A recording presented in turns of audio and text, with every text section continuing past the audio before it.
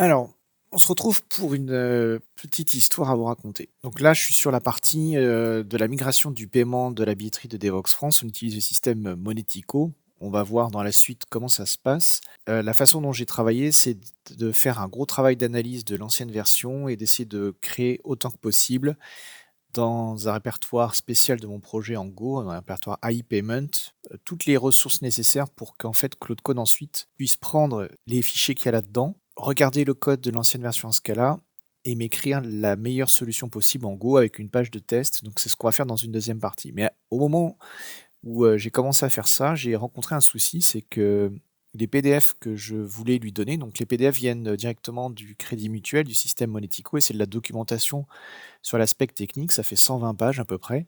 Il y a beaucoup d'exemples, beaucoup de cas, et je me suis dit que ça serait pas mal de nourrir Claude Code avec ça pour pouvoir augmenter un peu son contexte. Le problème, c'est que les fichiers sont beaucoup trop grands. Ils font quasiment 1 méga chacun. J'ai essayé de les compresser, j'ai essayé de les diviser, mais le problème, c'est que ça remplit beaucoup trop vite le contexte avec du bruit. Et après, avec des fichiers encore refaits à la main, je me retrouve toujours avec ce problème de PDF tout large. Donc là, qu'est-ce que j'ai fait? J'ai pas fait un rage kit, mais j'ai fait un clear et puis, bah, j'ai demandé simplement à notre cher Claude Code de nous faire une commande en Go qui prend un PDF en entrée et qui me sort du markdown, et j'ai aussi pensé à voir, si l'ASCII-doc pourrait, fonctionner. Donc là, ce que vous voyez sur mon écran, c'est la version en ASCII-doc, heu et finalement, je pense que le markdown sera très bien. Et donc en 2-3 minutes, avec, le prompt suivant, écrit un simple utilitaire, Go qui prend un fichier PDF en entrée et qui me sort du markdown. Recherche sur internet la meilleure librairie en Go pour pouvoir lire des PDF. Propose-moi un plan, réfléchis fortement. J'utilise, Claude 2.05 et j'utilise Sonnet 4.5 comme modèle, et ça m'a pris 2-3 minutes. Il a fait sa petite recherche, il a trouvé une librairie GoFits, il a écrit mon petit utilitaire en ligne de commande, et puis ensuite, j'ai pu, simplement l'exécuter. Le code est très simple à lire. Il l'a testé pour voir si ça fonctionnait avant, et après il m'a donc affiché un résumé. Et ensuite, donc ce que j'ai fait en parallèle, c'est que là, vous voyez sur la console, j'ai, exécuté différentes versions pour pouvoir voir un peu, ce que ça donnait, et notamment la taille des fichiers. Et donc à la fin, si on classe par taille de fichier, donc nos 2 fichiers PDF sont trop gros, donc on va les placer à la poubelle. Et entre ASCII-doc et Markdown, il n'y a pas beaucoup de différence, mais je vais garder uniquement la version Markdown. Et donc maintenant, j'ai toute la documentation qui vient du fournisseur de la solution de paiement bancaire. J'ai aussi le kit Java qui il donnait à l'époque, qui date de 2014. Honnêtement, le code, il est un peu horrible. Il est vraiment, vraiment pas terrible. Je l'avais complètement réimplémenté en Scala, mais je le laisse là en référence. Et ensuite, j'ai mon super prompt que j'ai déjà préparé, dans lequel je vais demander à Claude Code de prendre le temps d'examiner l'ancienne version, de regarder comment c'était fait et de nous implémenter la nouvelle version. Donc je vais lancer le prompt et on va se retrouver après. Je vous expliquer comment on fait pour implémenter un système de paiement sur un site internet. Donc c'est parti, je vais aller chercher mon prompt et on va lancer tout ça.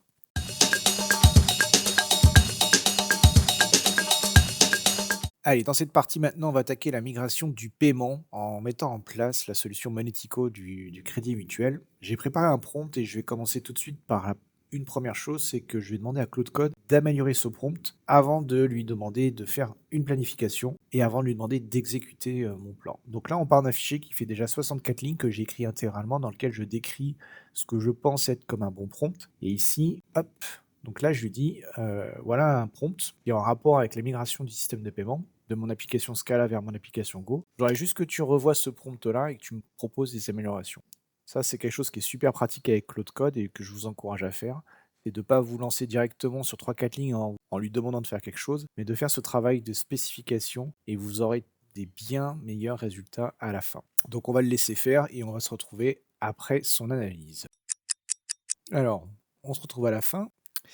Votre prompt est pas mal, mais il y a quelques petites améliorations qui pourraient le faire encore plus actionnable et réduire le besoin de clarifier pendant son implémentation. Alors, qu'est-ce que tu me racontes, mon copain? Mouais, pas de pati patata. Alors, en général, il trouve que mon prompt est pas mal. Donc, ce qu'on va faire, c'est on va se mettre ici sur Goland. on va faire un nouveau fichier qu'on va appeler vidéo12 prompt payment 02 clodifié. Ouais, j'invente un nouveau verbe qui s'appelle clodifier. Vous l'avez entendu pour la première fois sur cette vidéo. Alors, toc toc toc toc toc. Je fais un CTRL V, donc on passe à 140 lignes. Et maintenant, je vais prendre le temps de relire attentivement ce qu'il souhaite faire. Et je verrai à la fin si je garde ou pas. Donc là, vous allez me voir juste lire de la doc. Alors, on se retrouve après. Ce qui est intéressant, c'est en fait, Claude Code est allé au-delà de ce que je lui ai demandé. Et la raison, c'est qu'en fait, il a pris dans le fichier claude.md le contexte général, notamment le fait que durant tout ce projet, on ne veut pas créer de nouveaux objets sur Redis. On veut que tout le travail qu'on fait utilise la structure Redis existante. Pourquoi je prends cette décision? Parce que si j'ai le moins de problèmes avec la nouvelle billetterie, je peux réactiver l'ancienne billetterie en quelques instants.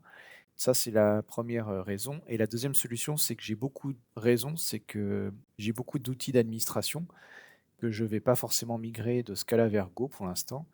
Et donc, j'ai besoin d'avoir cette partie-là. Mais en faisant ça, je m'aperçois qu'il a un peu trop dérivé. Ouais, je suis pas super emballé. Je crois que cette partie-là, je vais pas la garder. Je pense qu'on a assez pour lancer le prompt, donc on va y aller. Ok. Donc là, je prends mon prompt, je retourne dans mon terminal. Je ne vide pas mon contexte. Mon contexte est déjà pas mal rempli en fait. On est à 54%. C'est peut-être beaucoup. Et j'ai peur que ça dépasse et qu'il fasse n'importe quoi. Mon fichier Claude, il fait 11 000 tokens, c'est beaucoup trop. Il va falloir que je lui fasse une petite séance de nettoyage. Donc on repart d'un contexte qui est vide, on se met en mode planification, je fais un CTRL V avec le prompt et on va observer ce qui se passe. Donc il lit notre documentation, les fichiers Scala. Donc là il est en train de re-remplir le contexte avec les fichiers que je souhaitais qu'il regarde.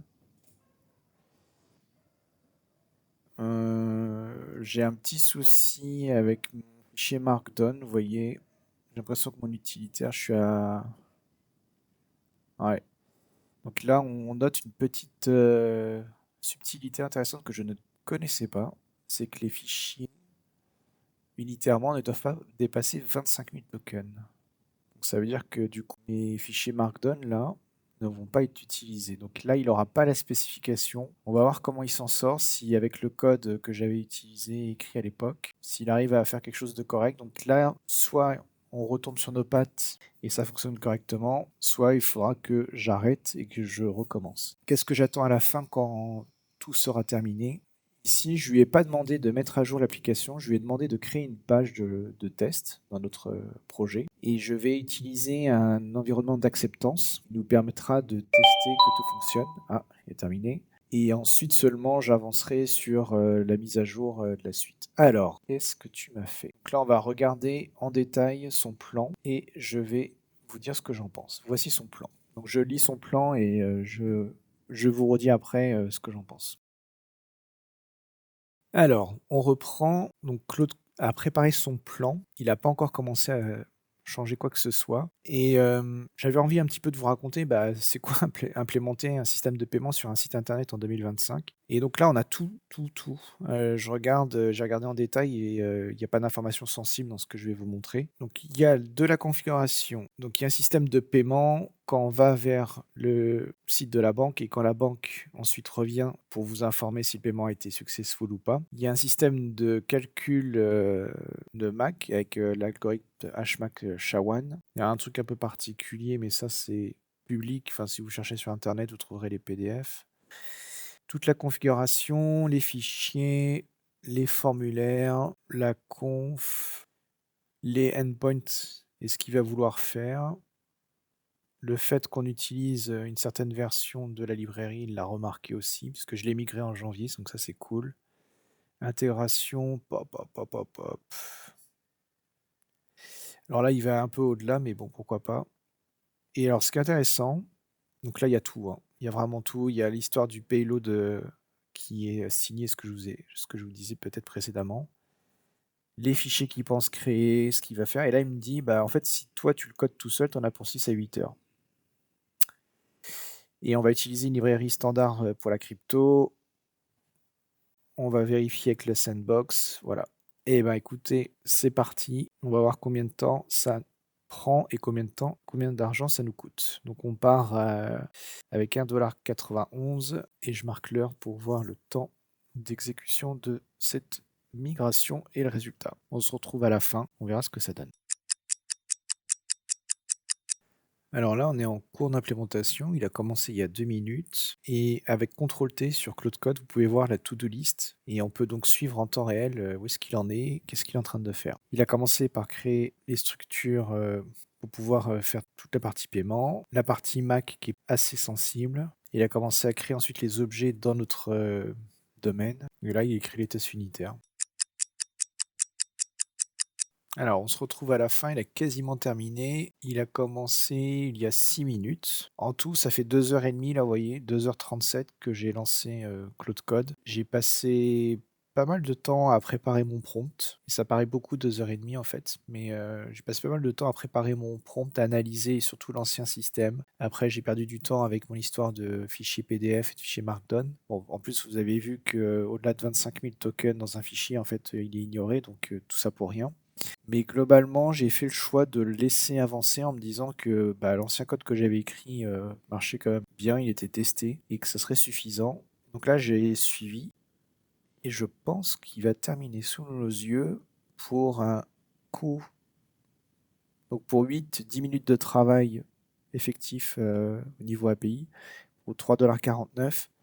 Après, moi, j'y passé. Ça a l'air d'être bon. Il va falloir que je lance mon serveur. Il a repéré les cartes de test qui sont mentionnées dans la documentation, donc c'est cool. Il n'y a plus qu'à lancer notre serveur et puis on va voir si ça fonctionne. Allez, alors on va lancer notre serveur. Hop, c'est parti. Et on va aller sur localhost. Donc là, on est sur notre page de test, on est en localhost, on est sur l'environnement d'acceptance avec notre terminal et notre chiffrement. Et on appelle le CGI chez Monetico sur l'environnement de test avec notre payload qui est chiffré. Donc quand on clique là-dessus, vous voyez, on part sur le site du paiement. Et là, en fait, je me souvenais plus comment on faisait pour saisir des cartes bancaires. Et pourtant, il y a un petit GIF animé. Si vous cliquez sur ce petit GIF animé là, vous avez un outil de test qui permet en fait de mettre des cartes et de simuler des succès ou des fêlures. Donc là, on va prendre un paiement successful. Donc je clique et vous voyez, ça remplit le formulaire, je valide. On est toujours chez Monetico. Et donc là, votre paiement est effectué, Devox France en a été informé de 10 euros. C'est un paiement qui est faux, mais ça a marché. Et donc là où j'aimerais bien vérifier que tout fonctionne, ça sera sur le callback de la partie paiement.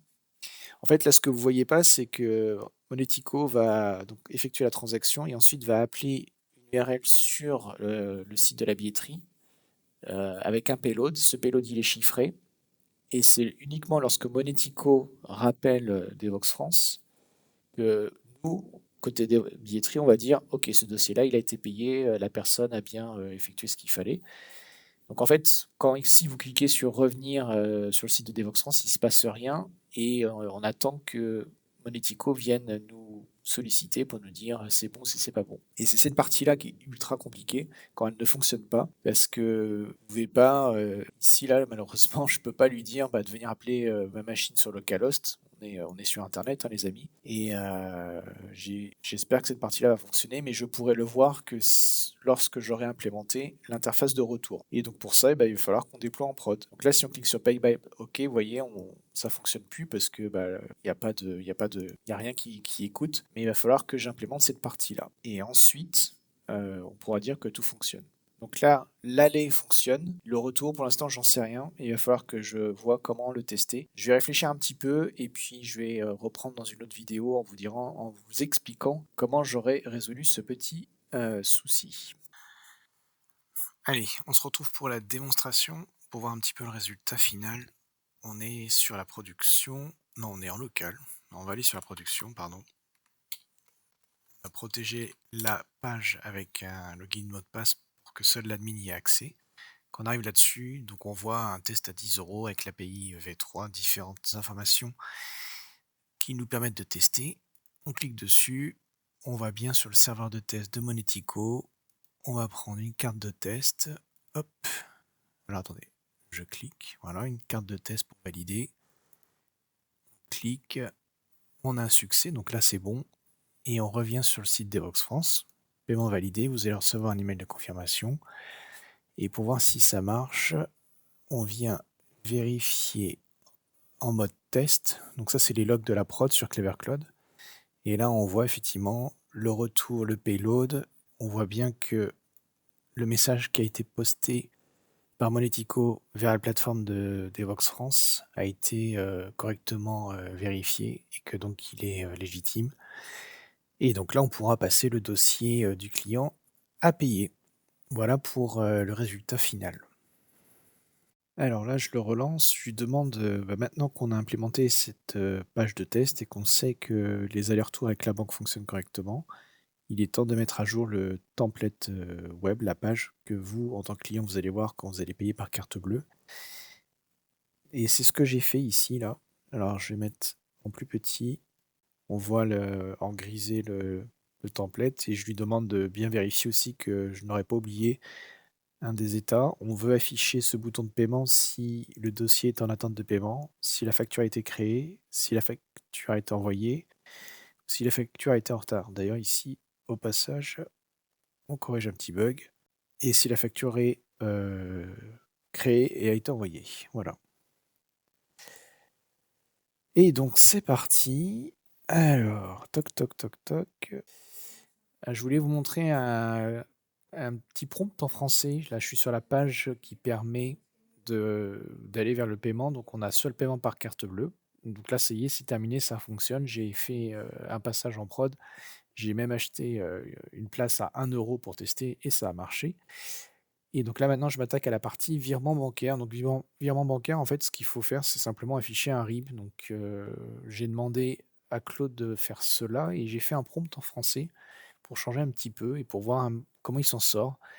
Vous pouvez voir le prompt, donc là, un petit peu plus précisément, et je lui ai donné une capture d'écran. Et donc, on va regarder ce qui se passe et on va voir le résultat. Et je lui ai surligné la zone dans le fichier qui doit être remplacé.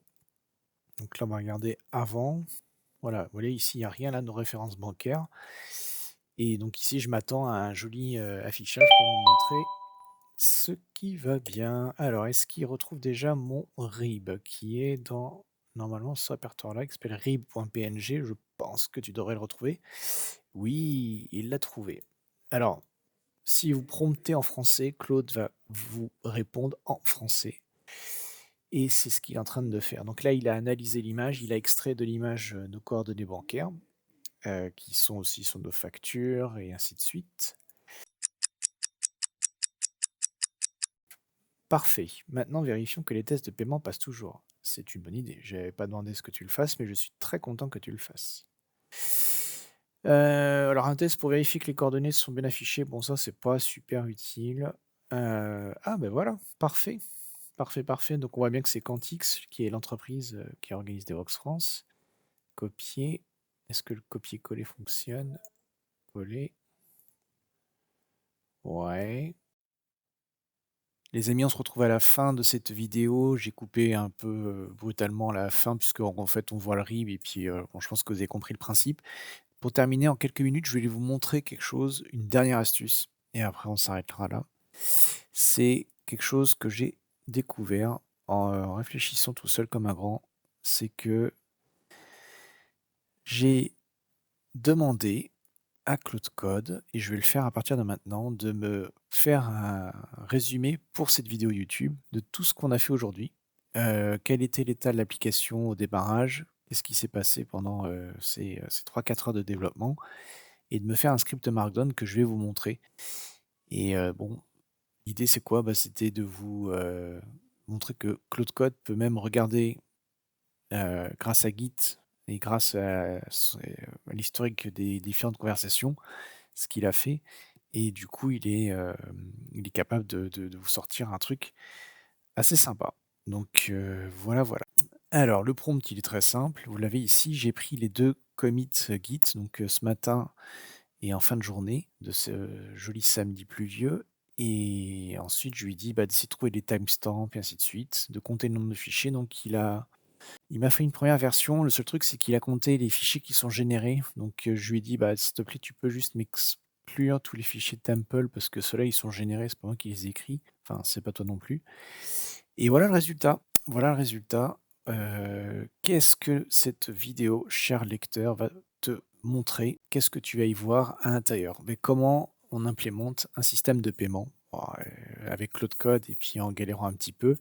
Le point de départ, c'est que on n'avait pas le système de paiement, mais tout était fonctionnel. On a vu qu'on envoie les mails, donc ça, c'était les 11 premières vidéos que tu peux revoir sur la chaîne, dans la playlist, et l'objectif d'aujourd'hui, c'était implémenter le système de paiement avec Monetico du Crédit Mutuel. J'ai passé une dizaine de minutes sur mon histoire de convertir des fichiers PDF en Markdown, en fait, qui a été un petit foirage puisque vous avez vu qu'on peut pas mettre plus de 25 000 tokens par fichier, donc du coup, tout ça pour pas grand-chose.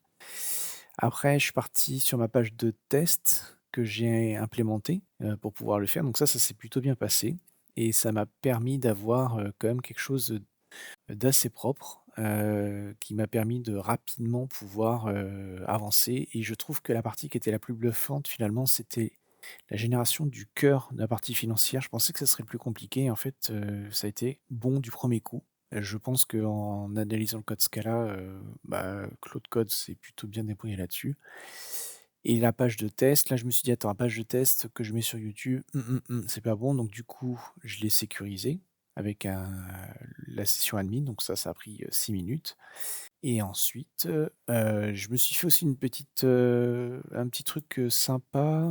On va vous montrer ça sur l'admin. C'est que j'aime bien, ici, là, vous voyez la version Git? J'aime bien savoir quelle est la version Git. Alors pas sur l'admin, mais sur la version qui tourne en prod, et du coup, comme ça, je peux être sûr que ce que je vois, c'est bien la version que j'attends. Donc j'ai fait ça. Ça a été rapide, ça a pas pris 1 heure et demie, hein, ça a pris moins de temps que ça a pris 6 minutes, ouais, 6 minutes. Et pourquoi il marque 1 heure et demie? Parce que je suis parti faire autre chose. Là, ensuite vers 14h30, on reprend 20 minutes, sur l'histoire du HMAC, sur le retour qui vient de Monetico. Ça a pas marché du premier coup, et en fait, c'est parce qu'il fallait mettre les paramètres par ordre alphabétique, et si j'avais réussi à lire la spécification, je pense que j'aurais plus ce problème-là. Mais il a été quand même super fort, Claude Code, parce qu'il a compris à partir de log de la production de Clever Cloud qu'il y avait un souci. J'ai rajouté un fichier robot.txt. J'ai aussi rajouté que je peux activer un mode spécial pour pouvoir avoir pas mal de debug sur, mon mode test. Et puis donc après le paiement était terminé, et ensuite, bah, pendant 40 minutes, j'ai implémenté, la partie avec la page de paiement personnalisée. Donc là, vous voyez, 180 lignes rajoutées, 183 lignes rajoutées. Des tests, beaucoup de tests, super important, 280 lignes de tests rajoutées, et après, donc une quarantaine de minutes, j'avais les écrans que vous verrez quand vous ferez des achats à partir du 6 novembre sur le site reg.devox.fr. Bah, ce sera ces écrans-là que vous utiliserez. Encore un petit quart d'heure pour pouvoir faire, juste une modification. Quand en fait Monetico revient vers la plateforme, je voulais enregistrer la référence Monetico. Ça me permettra de faire des remboursements, et pas me prendre la tête, et donc ça, c'était un truc auquel j'avais pensé en revoyant le code et que j'avais envie de faire, il y a longtemps. Ce cas-là, là, je l'ai fait rapidement. Je me suis fait un petit coup, de flip aussi, et j'ai failli dépenser beaucoup d'argent, donc je me suis mis un gros panneau, et donc quand je suis en mode production, sur ma page de test, j'ai un encadré rouge qui me dit, bah, «Là, tu es vraiment sûr de vouloir, dépenser, beaucoup d'argent», donc ça doit ressembler à ça. Mince, je me souviens plus de l'URL. Toc toc toc. Donc ça, c'est la version, sur la machine en local où je suis en mode test. Et ça, c'est la version en prod, juste pour pas oublier, et de pas faire n'importe quoi. Et donc là, c'est comme ça que j'ai testé mes 1 €. Donc ça a fonctionné, c'est cool. 16 h, donc une petite demi-heure pour pouvoir clarifier, le texte, mettre l'IBAN et les choses importantes sur l'information et puis voilà et résumé de la journée. Qu'est-ce qui s'est passé? On a fait 11 commits, on a rajouté presque 14 000 lignes, on a fait de la doc, on a fait 1500 lignes de test, on a rajouté 440 lignes de templates, les pages web si vous voulez. Et voilà, on a tous les fichiers qui ont été créés, les nouveaux tests, la documentation. Temps estimé 4h30, en vrai c'est pas tout à fait exact parce que je suis parti 1 heure et j'ai laissé ma session ouverte. Donc j'ai dû y passer 3h30. À peu près, ouais, je pense, j'ai dû y passer 3h30. Et je trouve que c'est intéressant là de voir le bilan. Et j'essaierai de le faire plus précisément dans les prochaines vidéos. Et l'idée que j'ai en fait, c'est que je vais utiliser les tags Git pour pouvoir marquer le début, fin de mes prompts. J'avais déjà fait ça c'est l'été dernier. Et comme ça, on verra un peu combien de temps ça nous a pris. Bon, ça c'est la partie fonctionnelle, je vais pas revenir. Regardez, il y a même tout le blabla pour vous raconter pour la vidéo, donc on le fera pas, mais vous voyez, c'est quand même assez sympa. Ça aurait fait une vidéo de 14 minutes, bon là, on doit être largement dessus, les 25 minutes. Et moment clé à vous montrer, papati patata, ce que tu vas apprendre dans cette vidéo, cher lecteur. Et puis voilà, la prochaine fois, alors qu'est-ce qu'il nous reste à faire? Les emails pour confirmer le paiement au client, et ça, faut que je le fasse de manière asynchrone. Parce que dans ce même flux asynchrone, il faut que je génère les factures avec du PDF et tout ça, ça ne peut pas être fait de manière synchrone parce que Monetico rappelle le site de Devox France avec un payload pour vous dire ce client-là c'est bon, il a bien payé et cette requête web elle doit être très rapide. Donc je ne peux pas utiliser cette requête web pour faire un envoi de mail et la génération d'un PDF, c'est beaucoup trop lent. Donc il faudra qu'on fasse un système asynchrone. Dans la version Scala, j'utilisais un système d'acteurs, j'ai envoyé un message et puis c'était fait de manière asynchrone. Et en Go, vous allez voir qu'on va s'éclater à faire ça, ça va être vraiment intéressant. On fera des petits schémas pour expliquer tout ça, hein, parce que c'est un peu compliqué.